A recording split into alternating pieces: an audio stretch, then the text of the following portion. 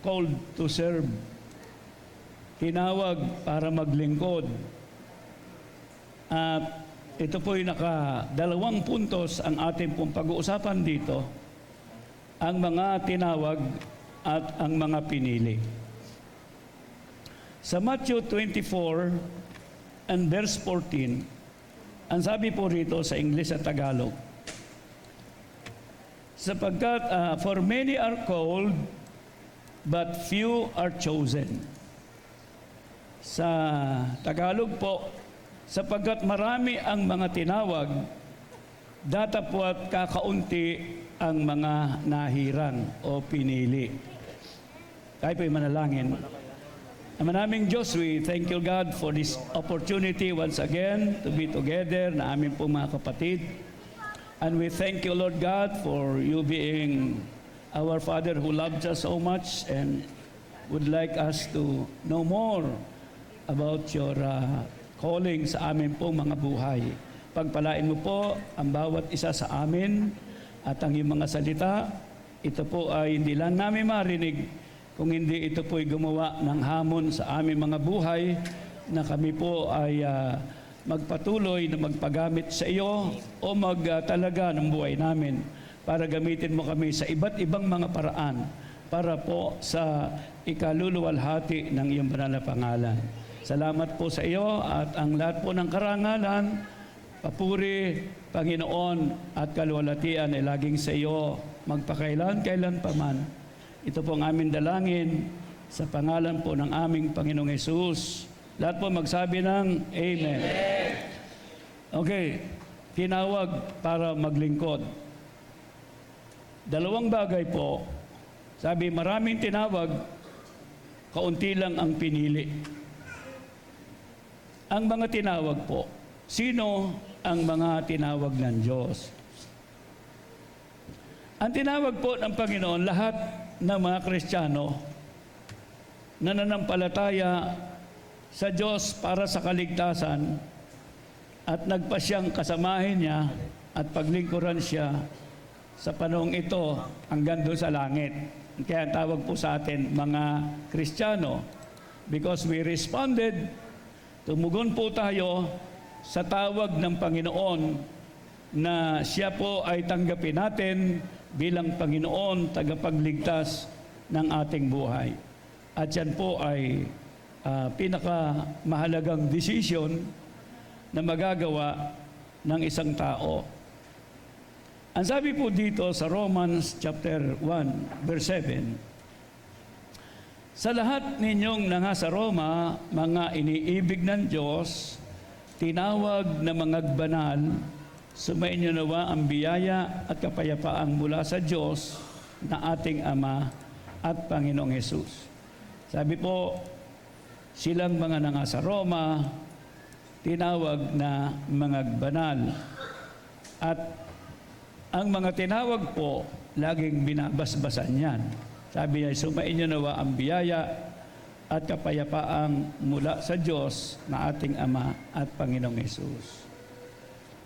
Sa unang Korinto, 1 at talatang 2, sabi po rito sa iglesia ng Diyos na nasa Korinto, sa makatidbagay sa mga pinapaging banal kay Kristo Jesus, na tinawag na mga banal, na kasama ng lahat ng mga nagsisitawag sa bawat dako, sa pangalan ng ating Panginoong Hesus, sa kanila, na kanila at ating Panginoon. Nulit lang po dito, tinawag na magpakabanal kasama ng lahat ng mga nagsitawag sa bawat dako. Lahat po ng mga tumatawag sa pangalan ng Panginoon. At dito po sa unang Pedro, 1:8 hanggang 9, sabi niya na hindi niyo nakita ay inyong iniibig, na bagamat ngayon ay hindi ninyo siya nakikita, gayon may inyong sinasampalatayanan, na kayo'y gagalak na totoo, na may galak na di masayod at puspos ng kaluwalhatian, na inyong tinatanggap ang layunin ng inyong pananampalataya sa pagkaligtas ng inyong mga kaluluwa. Take note po doon sa verse 9. Ang layunin ng inyong pananampalataya na inyong pagtanggap sa Panginoon bilang Panginoon at tagapagligtas ay para sa ikaliligtas ng inyong mga kaluluwa. Bakit po? Yan po'y naipaliwanag na natin. Ang pangunahing misyon ng Panginoon, kaya po siya ay nagkatawang tao, iniwan ng langit, bumaba sa lupa, nagkatawang tao, namuhay ng kagaya mo at kagaya ko, at nagtagumpay siya sa lahat ng mga gawa ng kaaway sa kanyang buhay hanggang sa siya po ay ipako sa krus at siya po ay mamatay. Hindi niya itinanggi ang kanyang Ama sa langit, kundi sa kanya niya ito inihabilin, at ang kanyang kamatayan po ay naging pantubos sa lahat ng ating mga kasalanan, at tayo po'y nagiging bahagi lang o nakikinabang sa benepisyo na ginawa ng Panginoon kung tayo'y sumasampalataya at tinatanggap natin ang Panginoon bilang Panginoon natin at tagapagligtas. Yung kanya pong kamatayan nagiging kahatulan sa ating mga kasalanan, kaya ang tawag po doon, tayo ay mga tinubos ng Panginoon mula sa pagkapahamak, mula sa kaparusahang darating at mangyayari dahilan sa tayo po ang nagkasala. Para pong tao yan na nakulong dahilan sa siya nagkasala, pumatay o kaya anuman ang kanyang naging kasalanan at siya nahatulan na mamatay. Ang sabi po sa Roma 6:23, ang kabayaran ng kasalanan ay kamatayan. Ngunit ang buhay na, sabi niya, nakaloob ng Diyos ay buhay na walang hanggan. Ang kaloob daw ng Diyos ay buhay na walang hanggan, walang bayad. Amen? Ang may bayad, kasalanan. Yan ang parurusahan. Kaya sa bawat pagkakasala natin, may bayad po yan. At sapagkat ang lahat na nagkasala ay parurusahan, ang ibig sabihin, lahat po ng tao na ipinanganak, nagkasala po tayong lahat. Walang matuwid. Kahit isa lang kasalanan mong nagawa, sa buong buhay mo, babayaran mo ng kamatayan.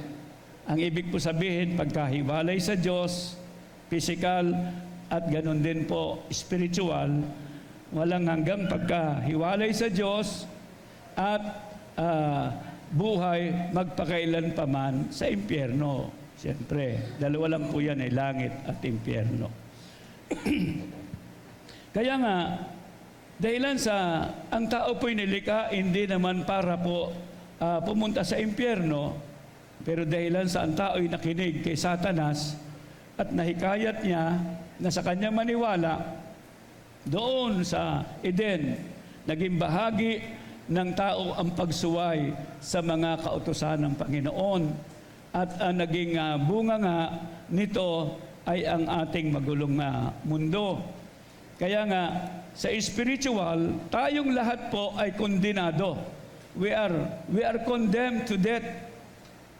Kondenado po tayo, hinatulan tayo na tayo'y mamatay dahilan sa ating mga kasalanan. Ibig sabihin, sa panahon kasalukuyan at sa panahong darating, tayo po ay hiwalay sa Panginoon. Spiritually speaking, hiwalay tayo sa Panginoon, hindi tayo kasama. Pero dahilan sa mahal natin ng Panginoon, pinadala ang kanyang anak, ipinangaral ang mabuting balita, ang Ebanghelyo, at kinumbinsi tayo na bumalik tayo sa Panginoon. Kaya po, nung marinig ng mga tao, lalo na ng mga Kristiyano, ang panawagan ng Panginoon Sila po'y nagtaas ng kamay, nagdesisyon sila na tanggapin ang alok na kaligtasan ng Panginoon, at yan po ay ang Panginoon Jesucristo. Kaya pagka po nangyari yon, nagaganap din po at nararanasan natin yung tinatawag na katubusan ng ating mga kaluluwa. Sa halip na tayo ang ilalagay sa silya elektrika, kumbaga po sa mga nagkasala na hinatulan ng bitay, naabsuelto po tayo. At ang ating Panginoong Hesus na ang namatay doon sa krus para sa iyo at para sa akin. Amen. Sa Juan 3:16, yun po'y lagi nating alam. Yun yung pinakasentro ng Bible. At ito ang pinakapuso ng Diyos sa tao. Sabi niya, gayon na lamang ang pagsinta ng Diyos sa buong sanlibutan na ibinigay niya ang kanyang bugtong na anak upang, sabi niya, take note, upang ang sino man sa kanya sumampalataya, huwag mapahama kundi magkaroon ng buhay na walang hanggan. It's only because of Jesus Christ and His sacrifice na tayo po, pag tinanggap natin yan, natutubos ang ating mga kasalanan at tayo po'y nakalalaya. Amen. Para paglingkuran ang Panginoon ng malaya at hindi pinipilit, sapagkat tayo po'y nagdesisyon dahilan sa tayo'y inibig at minahal ng Panginoon. Kaya nga, sabi po dyan, sa unang Pedro natin binasa, kahit hindi natin nakita, inibig natin siya, hindi sapagkat nauna tayo, kundi sapagkat ang Panginoon ang unang umibig sa atin. Sabi rin sa unang Juan. At sabi na, bagamat ngayon ay hindi niyo siya nakikita, gayon may sinampalatayanan na kayo'y nangagagalak na totoo na may galak na di masayod na puspos ng kaluwalhatian. So, nagalak tayo. Bakit? May dahilan sapagkat tayo pinalaya, tinubos sa ating mga kasalanan. Absuelto na tayo saan? Sa hatol ng impyerno sa buhay natin. Amen. Ang langit ay bukas, naghihintay na sa atin. Amen. Pagka tayo namatay, ang punta natin ng mga inibig ng Panginoon at umibig sa Kanya in return ay sa langit siyempre ang punta. Amen. Hallelujah. Glory to God. So, alam po ba ninyo kung gaano kahirap ang pumunta sa impyerno? Babasahin ko po ito. Marcos 9, 9:44 at talatang 45. Sabi rito, ito'y kasaysayan nung mayamang napunta sa impyerno. Sabi dito, kung babasahin nyo na yung mga sunod-sunod, kwento po ito nung mayaman na napunta sa impyerno at ni Lazaro. Mayaman, walang panahon sa Diyos kasi nga mayaman siya. Lahat ng bagay ay okay sa kanya. Hindi niya kailangan siguro ang Panginoon. Yun ang kanyang kalagayan. Walang panahon na maglingkod sa Diyos, walang panahon na paggandaan yung kanyang kaluluwa. Sabi niya na dooy hindi mamamatay ang kanilang uod at hindi namamatay ang apoy. So sa impyerno po, may uod na hindi namamatay at ang apoy hindi namamatay. So, tuloy tayo. Sa 46, na do'y hindi namamatay ang kanilang uod. Ito. At kung ang paamoy makapagpapatisod sa inyo, 45 po, ay putulin mo, mabuti pa sa iyo pumasok ng pilay sa buhay kaysa sa may dalawang paa kang mabulid sa impyerno. Ito po'y paghahalin tulad. Hindi gusto ng Diyos na ikaw ay mapilay. No? Pero ito po ay pagkukumpara ng kahirapan sa impyerno. Mas mabuti pang bali-bali ka na pumunta ng impyerno kasi marirepair ka doon. Mabuti pa kahit naggutay-gutay ka na sa buhay, katawan mo, pero kung sa langit ka pupunta, marirepair ka pa doon. Amen. Hallelujah. Pero sa impyerno po, wala ng pag-asa doon. Gutay-gutay ka doon habang panahon. Amen. Tuloy ko po. Sabi diyan, mabuti pa sa iyo ang pumasok ang pilay sa buhay kaysa sa may dalawang paa kang mabulid sa impyerno, na dooy hindi namamatay ang kanilang uod at hindi namamatay ang apoy. Sabi dito, 47, at kung ang mata mo'y makapagpapatisod sa iyo, ay dukitin mo.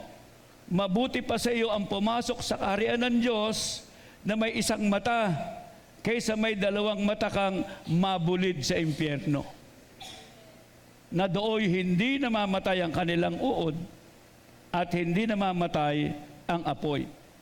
Kahit ikay mabulag, pero ikay naging Kristiyano, okay lang. Marirepair doon ang mata mo.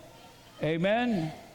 Pero ang mahirap, kung sa impyerno ka pupunta, maraming uod na at hindi namamatay ang apoy. At hindi po ito 1 linggo, 1 taon, 10 taon, 100 taon. Ito po'y forever, sapagkat ang kaluluwa po natin ay walang kamatayan. Ang kamatayan lang po ng kaluluwa, kapag ika'y hiwalay sa Diyos, ang tawag po doon, kamatayan. Pero buhay pa rin po yon. Either na ika'y sa langit o sa impyerno pupunta. Amen. Kaya nga, doon sa, dito po, kung atin pong pagninilayan, ano ang pipiliin mo? Ano ang pagsisikapan mo sa buhay? Paano ka maghahanda para sa iyong kaluluwa? The only way po ay take heed, iyong pakinggan at tugunin ang panawagan ng Panginoon. Magsiparito kayo sa akin, kayong lahat na nangapapagal at nangabibigat ang lubha, pagpapahingahin ko kayo. Amen. Inaanyaya niya, ang sino mang lumalapit sa akin, hindi ko itataboy. Kaya ang panawagan sa atin ng Panginoon, iligtas nyo ang kaluluwa nyo, and the only way, lumapit tayo sa Panginoon, give time na maglingkod tayo sa Diyos, anuman ang kalagayan natin. Mahirap, mayaman tayo, apektado ang kaluluwa natin kung hindi tayo po naglilingkod sa Panginoon. Kaya nga, yun po yung panawagan ng Panginoon. At ito rin ang dahilan kung bakit ang lahat ng mga tao mahal ng Diyos, hindi niya po nais na sino may mapahamak. Doon sa unang unang Pedro 3:8, pangalawang Pedro yata yun, 3:8. Hindi niya nais na ang sino may mapahamak, kundi ang bawat isa ay magsipagsisi. Magbalik loob tayo sa Panginoon. Kaya nga, ang dahilan sapagkat ayaw ng Panginoon na tayo mapunta sa impyerno, sapagkat hindi po tayo nilikha ng Diyos para sa impyerno. Nilikha tayo ng Diyos para kasamahin niya sa langit. Pero wala pong pinipilit ang Diyos na pumunta sa langit o mahalin o paglingkuran siya. Ito'y dapat po bunga ng ating pananampalataya, sapagkat naunawaan natin, mahal ka ng Panginoon at hindi niya nais na ikay mapahamak. Amen. Hallelujah. Okay, so sumunod po ang ang langit. Ang sabi diyan, ang langit, sa langit po, Apokalipsis 21:3 at 4.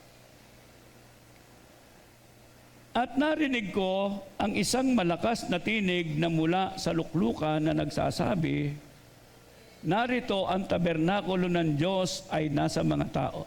Sa English po yon ay merong nakalagay na heaven. I heard, sabi niya. Isang malakas na tinig mula sa krukan sa langit na nagsasabi, narito ang tabernakulo ng Diyos ay nasa mga tao at siya'y mananahan sa kanila at siya'y magiging mga bayan niya at ang Diyos din ang sa kanila at magiging Diyos nila. Sa verse 4 po, ang sabi diyan, at papahirin niya ang bawat luha sa kanilang mga mata at hindi na magkakaroon ng kamatayan. Hindi na magkakaroon pa ng dalamhati o ng pananambitan man o ng hirap pa man. Ang mga bagay nung una ay naparam na. Sa langit po ito. Walang hirap, walang problema, wala ng kamatayan, wala ng paghihiwalay. Ang dating buhay natin dito, lahat ng mga kahirapan sa mundo, dahilan sa may satanas. Sabi niya, lahat ng bagay, wala ng pananambitan o hirap pa man. Sabi niya, ang mga bagay ng una ay naparam na lumipas. Kaya sa langit po, walang problema. Amen? Sa langit, wala ng sakit. Sa langit, wala ng hirap. Wala ng dalamhati, sapagkat wala ng mamamatay. Hindi na tayo iiyak dahil sa iniwan tayo ng mga mahal natin sa buhay.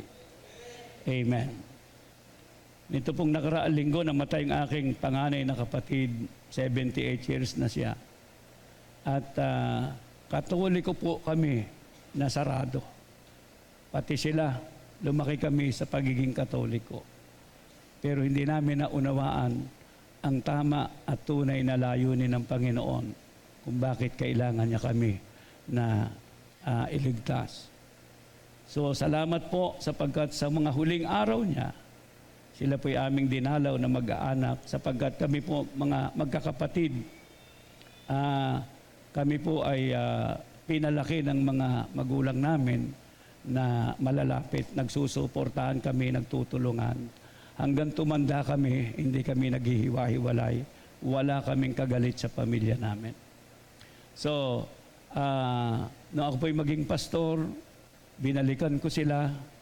Salamat sa Diyos, naligtas yung aking ama, naligtas yung nanay ko, at ilan kong mga kapatid, bagamat meron pang naiwang isa, kami po kasi 10 kami na magkakapatid. Pero salamat po itong aming panganay, siya po ay patuloy naming pinagpipray. Huwag tayong mag-give up. At nung siya po magkasakit, dinadalaw namin. Sinisiran ko siya tungkol sa kaluluwa niya sa pagliligtas ng Panginoon. Na bago po siya mamatay, mga ilang linggo bago siya mamatay, siya po ay tumanggap sa Panginoon. Amen. Kaya masakit po minsan, o hindi lang minsan, masakit na ikay mawala ng minamahal.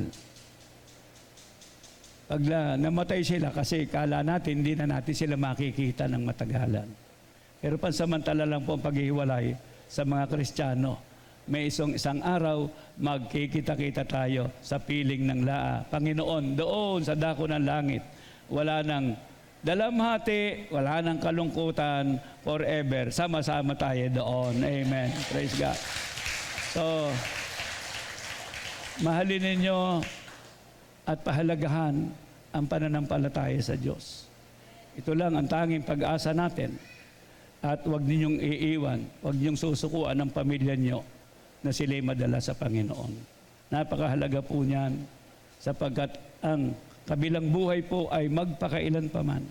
Dito, mabuhay ka man ng 100 taon o mahigit 100 taon. Maikli yan kung ikukumpara sa buhay na walang hanggan. At ipinanganak tayo dito para may mga taong tumira sa langit, hindi sa impyerno. Kaya kahit nagkanong kaikli, kahaba buhay mo, ang mahalaga po, saan ka pupunta pagkatapos mo. Amen. Mabuti pa, hindi ka na ipinanganak. Kung sa impyerno ka lang din pupunta, hindi ba? Pero ipinanganak ka po para sa langit, kaya namatay si Jesus para sa iyo. Siya'y nahatulan ng kamatayan para ikaw maligtas ka, matubos ka sa kasalanan mo. Pero nasa sa iyo yun, kung tatanggapin mo siya, paglilingkuran mo siya. Amen. Nakabukas ang kamay ng Panginoon. Magsiparito kayo sa akin. Lumapit kayo sa akin. Sabi niya, hindi ko kayo itataboy. Pangalawang puntos. Ang sabi po dito, mga pinili. Sino po yung mga pinili? Chosen. Sabi rito, ang mga pinili po ng Diyos ay yung mga nagpasya na magpagamit para sa pagpapalaganap ng Ebanghelyo bilang mga manggagawa sa ubasan ng Panginoon. Bakit? Sapagkat marami ang aanihin, kakaunti po ang mag-aani. Sabi rito, unang Pedro 2:9. Sabi sa Ingles, but ye are a chosen generation. Ito ang tinutukoy dito ay henerasyon ng mga Kristiyano. Henerasyon po, we are the new generation. The old generation ay mga Hudyo na tumanggi at nireject ang Panginoon. We are the chosen generation, sabi dito, royal priesthood, an holy nation, a peculiar people, that ye should shew forth the praises of Him who had called you out of darkness into His marvelous light. Datapot kayo isang lahing hirang, isang makaharing pagkasaserdote, bansang banal, bayang pag-aaring sarili ng Diyos, upang inyong ipahayag ang mga karangalan niyong tumawag sa inyo mula sa kadiliman hanggang sa kanyang kakilagilalas na kaliwanagan. Chosen po tayo, pinili tayo na henerasyon na ang layunin po, ang sabi rito, ay upang ipahayag, sa verse 9 po sabi, upang ipahayag ang mga karangalan niyong tumawag sa inyo mula sa kadiliman. Ito po ay, ang mga pinili ay kinukuha mula doon sa mga tinawag, yung mga iniligtas. Kapag tayo po ay lumalim, tumibay sa atin pong buhay Kristiyano, at tayo po ay nagpatuloy na italaga ang buhay natin para gamitin tayo ng Panginoon na may kinalaman sa kanyang misyon dito sa ating, dito sa lupa. Hanapin, iligtas ang mga nangangawala. Doon sa 19, talatang 10 ng Lucas, yan ang misyon ng Panginoon. Hanapin, iligtas ang mga nangawawala. Pinipili po niya ang mga tao na nagbubuluntaryo. Dahilan sa nakita niya ang kahalagahan na gamitin sila ng Panginoon. Nagbubuluntari sila na magpagamit sa Diyos para manghikayat ng mga kaluluwa. Maging manggagawa sa kanyang ubasan sa iba't ibang mga paraan na may kaugnayan sa ikaliligtas ng mga kaluluwa sa Panginoon. Iyan po yung mga pinili. Yung mga ayaw, bahala kayo. O basta dyan, punta na lang kayo sa langit. Pero mas masaya po at mas binibigyan tayo ng importansya ng Panginoon pagka po tayo ay nagpapagamit sa Diyos. Kaya nga sabi sa Isaiah, sino ba ang aking tatawagin? Sino ang aking isusugo? Sabi ni Isaiah, narito ako, Panginoon, suguin mo ako. At ano nangyari? Ibinuhos ng Panginoon kay Isaiah ang kanyang banal na espiritu.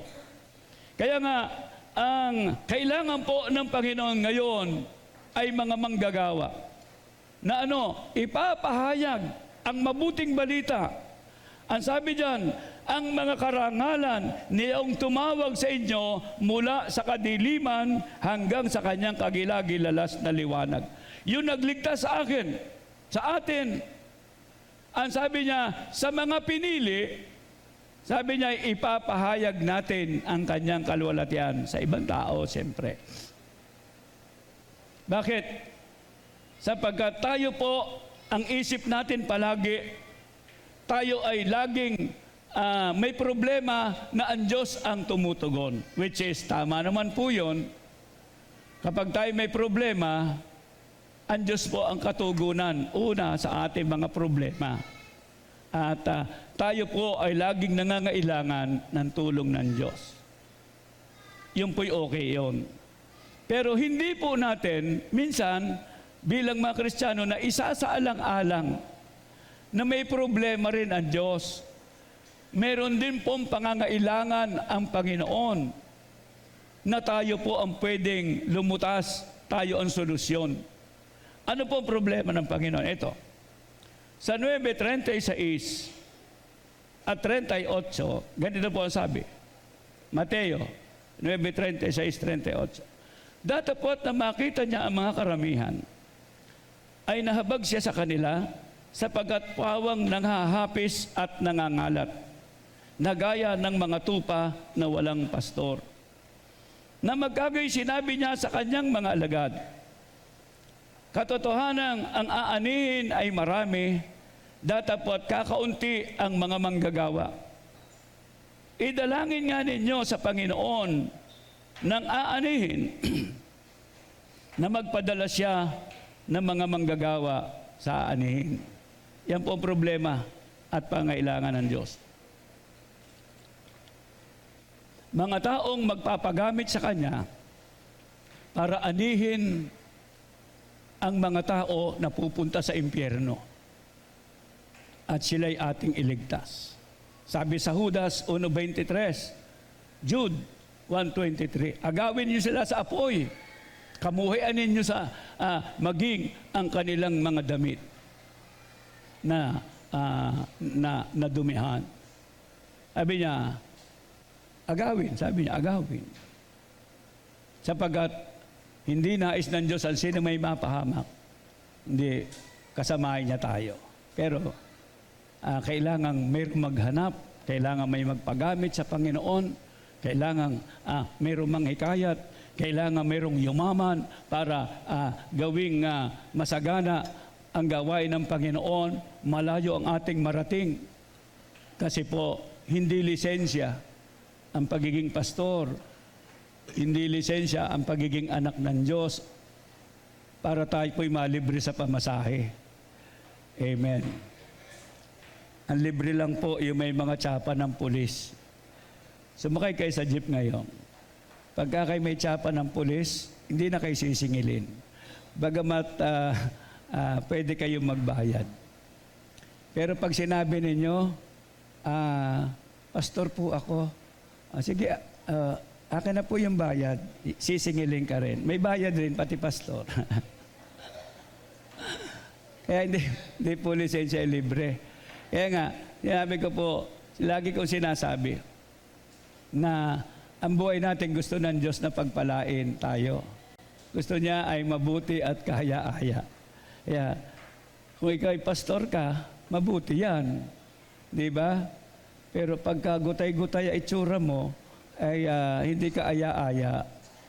Amen? Our life must be good and pleasant. Good. Sabihin mo rin sa iyong katabi, good and pleasant. Kaya sa Diyos po, alam po ba niyo, sa Diyos, ang pinakamaraming binanggit ay may kaugnayan po sa pera. Ang pinakamaraming binanggit. Why? Sapagkat, totoo naman po yun. Sabi sa Ecclesiastes, nalimutan ko yung talata sa Ecclesiastes. Sabi niya, money answers everything. Nasa 7 po yata yun ng Ecclesiastes. Hanapin nyo na lang. Ang pera daw po'y katugunan ng lahat ng bagay. So, ibig sabihin, totoo po, ginagamit ng Diyos ang pera para gawin ang mga bagay na dapat gawin sa buhay ng tao. Sipin nyo, kung kayo may mga anak, wala kayong pera, anong pakiramdam natin? Pleasant ba? Kaya-aya ba yun? Ay hindi mabuti may mga anak tayo, pero pag hindi mo pag-aral ang mga anak mo, medyo hindi ka aya-aya yun. It's not good and pleasant. So, kaya ang gusto ng Panginoon, tayo pumunta sa langit at tayo pagpalain din. Amen? Para hindi naman tayo mukhang kawawa ang buhay at makita ng mga tao, magandang maglingkod sa Panginoon. Kaya kayo, pagka kayo yumaman, isama nyo sa kayamanan ninyo ang paglilingkod sa Panginoon. Magkaloob kayo ng matapat sa Diyos. Huwag niyong isipin nyo, ibibigay nyo, isipin nyo, mas malaki ang ibinigay sa inyo ng Panginoon. Kaya magagawa nating gumawa ng malaki sa Panginoon. Ano ba, kagaya ko, kami po nagpupunta sa mga Asian countries. Ay pamasahe ko yun saan ako kukuha? Yung allowance ko dito, hindi naman sapat doon para ipamasahe ko po, gastusin ko roon. Para kami pumunta doon, may ambagan pa kami para doon sa mga pastor doon na aming sineseminar, mga manampalataya doon. Ay magastos. Siguro kung mga $1,000 ay gumagastos kami. Sa Asian lang po yun. Saka kukuha nun, magit 50. Kung wala kang blessing sa Panginoon. Kaya salamat. Hanggang ngayon po kasi naghahanap buhay ako. Meron akong sideline. Ako yung naghahanap ng mga budget sa Kongreso. Meron po kaming eskwelahan na test day school sa Pangil, Pakil. Ako yung board member po ako doon. At ako ang sinusugo para kumausap sa mga senador, congressman, 2 kami, para lagyan ng budget yung test day school namin doon.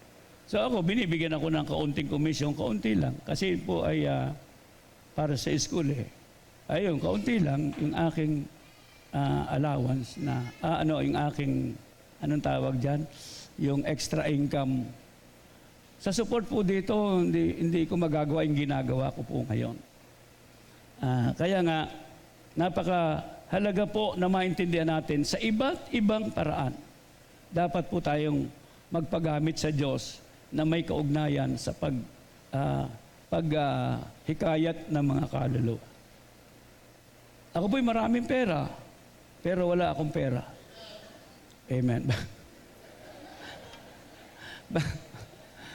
Kasi po, alam po yun ng mga anak ko, si Yami ang aking ang taga-disperse ko ng pera sa mga nangangailangan, sa mga pastor, kahit na mga kapatid, kahit na sa mga pastors na kaibigan namin na may sakit, nasa ospital, humihingi ng tulong sa amin. Alam po niyo, sabi ko nga sa aking mga anak, ang ating posisyon, kahit na kaunti na lang matira sa atin, hindi lang basta tayo'y magpagamit sa Panginoon. Alam po niya, siya nagpapadala sa GCash hindi naman ako marunong po noon Binibigay ko sa kanya yung pera.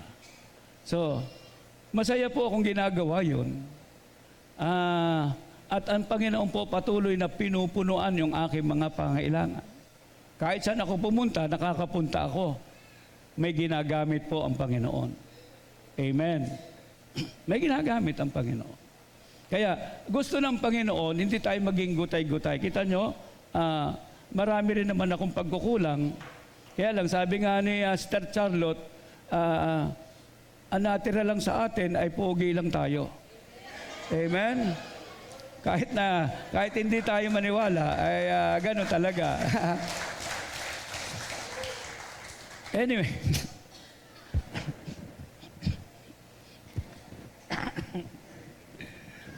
Ako po kasi may sakit nakaraan. Pero patuloy, ako'y patuloy pa rin lakad ng lakad. Hindi mapigilan yung paa. Ayaw ko sumuko dyan ayaw ko umiga ngayon wala na. Yung sakit ang hindi tumatagal. 6 na buwan akong umiihi ng dugo. Alam po yan ng aking mga anak. Sila at kasama ko sa check-up ko.